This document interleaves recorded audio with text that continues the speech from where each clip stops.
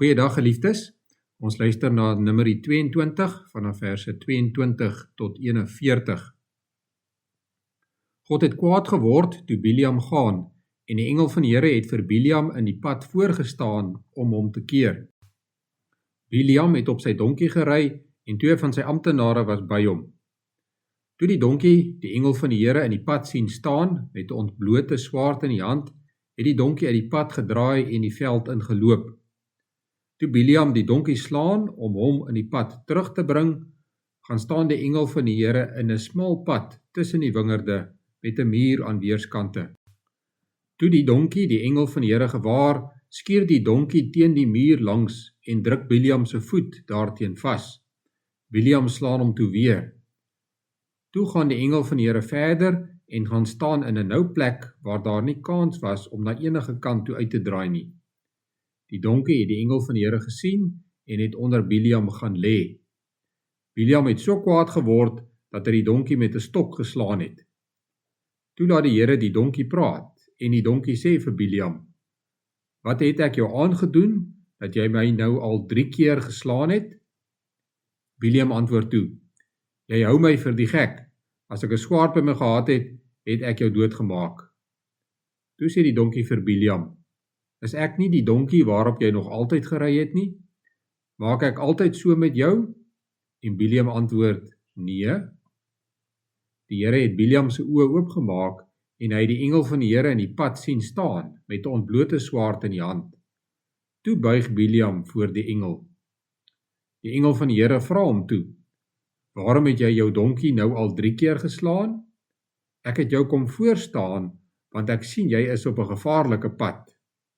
Die donkie het my gesien en 3 keer vir my uitgedraai. As hy dit nie gedoen het nie, het ek jou al doodgemaak en hom laat leef." Biliam sê toe vir die engel van die Here: "Ek was verkeerd, ek het nie geweet dat u my in die pad voorstaan nie. As u nie wil hê ek moet voortgaan nie, draai ek om." Toe sê die engel van die Here vir Biliam: "Gaan saam met die manne, maar jy moet net sê wat ek vir jou sê."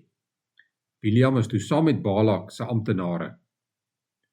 Toe Balak hoor dat Biliam aan die kom is, het hy hom tegemoet gegaan by Ar-Moab aan die oewer van die Arnon op die grens. Balak vra toe vir Biliam: "Ek het jou dringend laat roep, en waarom het jy toe nie na my toe gekom nie? Dink jy ek kan jou nie goed betaal nie?"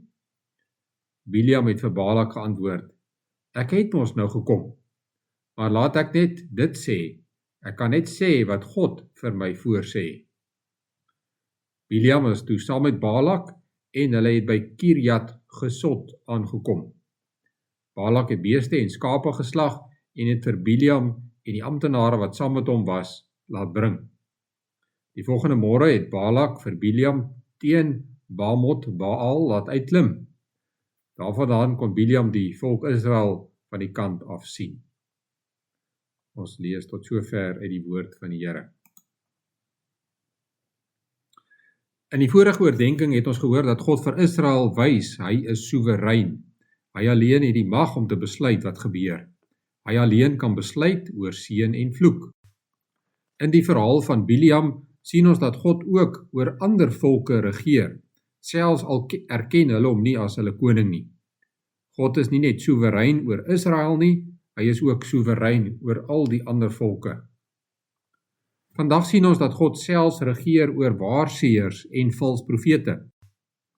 In die eerste helfte van hierdie hoofstuk het ons gelees dat Biliam die amptenare antwoord dat hy eers die Here moet raadpleeg. Maar Biliam raadpleeg nie die Here nie. Die Here kom na hom toe, ons lees dit in vers 9, en sê vir hom dat hy nie saam met die manne mag gaan nie. Wanneer daar weer amptenare na Biliam gestuur word, antwoord hy weer dat hy nie mag saamgaan nie. Maar tog voeg hy by: "Maar bly julle ook 'n nag oor, dat ek kan uitvind of die Here weer met my wil praat." Biliam het geweet wat God se antwoord is, maar dit is nie die antwoord wat hy wou gehad het nie. Hy wou eerder saam met die amptenare gaan en 'n klomp geld van Balak ontvang om die Israeliete te vervloek as om na die Here te luister. Die Here sê dan vir hom: "Gaan saam met hulle, maar jy mag nie doen wat ek vir jou sê. Die Here het nie van plan verander en nou vir hom toestemming gegee om Israel te gaan vervloek nie. Hy het eintlik vir hom gesê, jy weet, jy moet nie gaan nie, maar gaan, want jy wil. Jy sal sien, dit sal nie help nie. Dit is hoekom ons in vers 22 lees, God het kwaad geword toe Biliam gaan. Daarna lees ons hoe die engel van die Here vir Biliam probeer stop, maar dit keer hom ook nie. Selfs toe die donkie met hom praat en hy sien die engel met sy eie oë, stop hy nie. Hy gaan na Balak en hy gaan deur al die rituele om die Israeliete te vervloek. Hy hou aan probeer om te doen wat Balak van hom vra. Al weet hy baie goed dat die Here iets anders van hom vra. Maar ten spyte hiervan kan Biliam nie die Here se seën van Israel weghou nie. Wat leer ons hieruit? Die eerste ding wat ons leer is, sonder God se genade is ons blind. Biliam was 'n waarseer en hy het 'n lewe daaruit gemaak om die toekoms te voorspel. Maar tog kon hy nie die engel van die Here sien wat reg voor hom staan nie. Eers toe die Here die donkie met hom laat praat en sy oë vir hom oopmaak, kan hy die waarheid sien. Dit is hoe die Here ons almal tot geloof bring. Hy kom na ons toe. Hy wys vir ons die Here Jesus en hy maak ons oë oop. Die hartseer van hierdie verhaal is dat Biliam nog steeds nie geluister het nie. En dan sien ons ook dat God nie afhanklik is van die boodskapper nie. Die Here gebruik mense om die evangelie te verkondig. Dit is hoe hy kies om dit te doen. Maar hy het ons nie nodig daarvoor nie. Hy kan ook donkies gebruik om die evangelie te verkondig. Of hy kan, volgens Lukas 19 vers 40, die klippe laat uitroep tot sy eer. Dit beteken dat ons nie hoogmoedig moet wees as ons die geleentheid kry om God se woord te verkondig nie.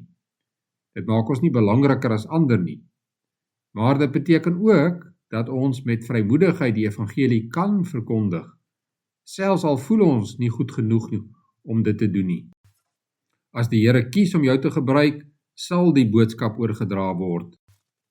Met hierdie verhaal leer God vir Israel, moenie bang wees vir die Amoriete of vir enige ander volk nie. As hulle teen julle draai, draai hulle teen die Here. Dan is hulle dwaase. So dwaas dat hulle 'n argument met 'n donkie sal verloor. Wat sê God vir ons? Maak julle oë oop en sien die Here Jesus raak. Hy het gekom om julle te red. Vertrou op hom in alles.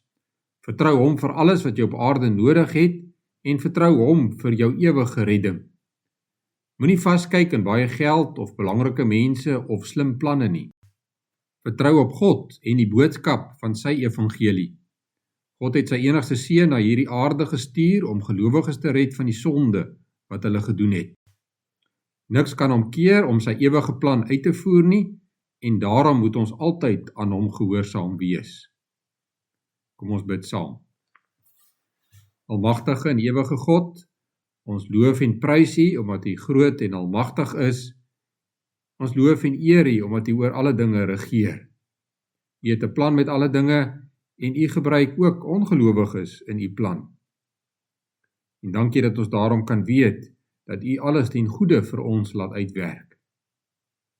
Ons doen voorbidding vir ons skole en onderwysers, seën hulle in die onderrig van ons kinders en die opvoedingstaak wat hulle ook daarin uitvoer.